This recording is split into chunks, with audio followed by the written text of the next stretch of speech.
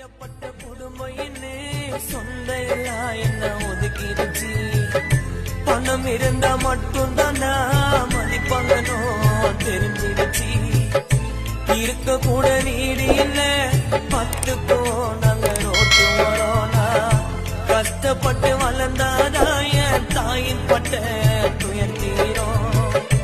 அடுத்த ஒரு ஜென்மம் இருந்தா தாய் செருப்பாக நான் பொறக்கணுமா. 10 மாசம் சுமந்த என்ன ஒரு வாட்டி அதுவும் புள்ள சுமக்கணுமா. இருக்கும் போது தெரியாது தாயின் பாசம் புரியாது. உடல் மட்டும் சாய்ந்து விட்டால் அழுது லாபம் கிடையாது.